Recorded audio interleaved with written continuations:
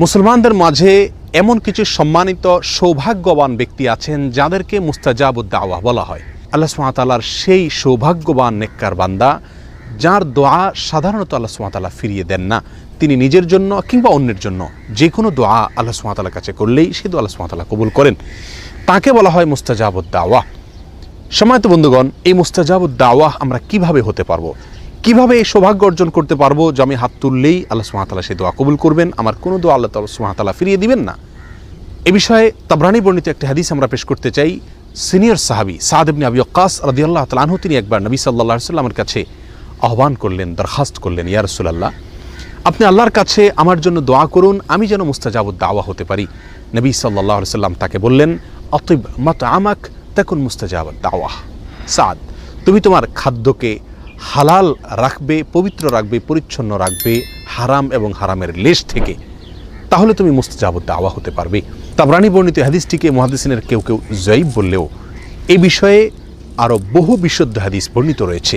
সহিহ মুসলিমের এক হাদিসে নবী সাল্লাল্লাহু আলাইহি ওয়াসাল্লাম ইরশাদ করেছেন যে একজন ব্যক্তি অনেক সময় দুর্গম পথ পাড়ি দিয়ে অনেক দূর দূরান্ত থেকে মক্কায় আসেন, ধুলায় মলিন অবস্থায়, চুল এলোমেলো অবস্থায়, ক্লান্তি এবং সকল কষ্টকে উপেক্ষা করে তিনি এসে আল্লাহর দরবারে হাত তুলেন, দোয়া করেন মক্কায় এসে, বাইতুল্লাহ এসে, এবং তার চাওয়াগুলোকে পেশ করে থাকেন এবং এমনভাবে চান যেন আল্লাহ তাআলা তার দোয়া কবুল করবেনই করবেন।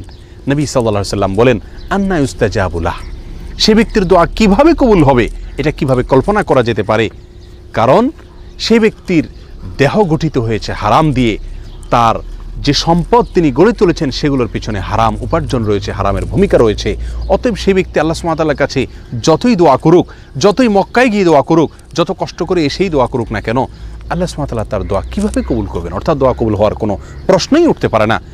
সম্মানিত বন্ধুগণ, এই হাদিস আমাদেরকে যে বার্তা দেয়, আমরা যদি মুস্তাজাবুদ দাওয়া হতে চাই, আমাদের দোয়া আল্লাহ সুবহানাহু ওয়া তাআলা ফিরিয়ে দিবেন না, সকল দোয়া আল্লাহ তাআলা কবুল করবেন, এটা যদি আমরা চাই, তাহলে আমাদেরকে সর্বপ্রধান এবং মূল যে বিষয়টির প্রতি খেয়াল রাখতে হবে সেটি হলো আমার খাদ্য গ্রহণ এবং যে কোনো উপার্জন যেন সম্পূর্ণ হালাল হয়। সাদ ইবনে আবি ওয়াক্কাস রাদিয়াল্লাহু তাআলা আনহুর একটি বকরি ছিল। একবার বকরিটি তার প্রতিবেশীর ঘরে প্রবেশ করে সেখান থেকে কিছু খাবার খেয়ে বের হয়ে এসেছে। তিনি সেটি খেয়াল করেছেন।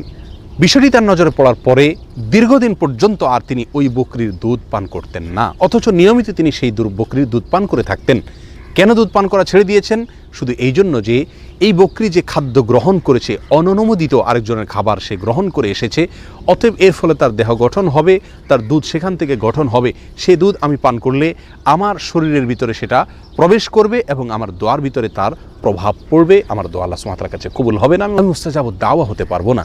সম্মানিত বন্ধুগণ, এই ঘটনাগুলো আমাদেরকে যে শিক্ষা দেয়, এই হাদিসগুলো আমাদেরকে যে বার্তা দেয়, সেটি হলো খাদ্য গ্রহণ সম্পূর্ণ হালাল হতে হবে, উপার্জন, পোশাক আশাক সব কিছু সম্পূর্ণ হালাল হতে হবে, নিজেকে, নিজের পরিবারকে হারাম থেকে যোজন যোজন দূরে রাখতে হবে।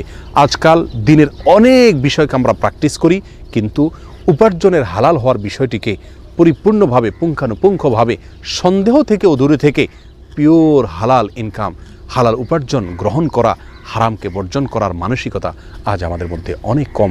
আসুন হারামকে চূড়ান্তভাবে বর্জন করি, হারামের লেশমাত্র আছে এমন কিছু থেকে দূরে থাকি।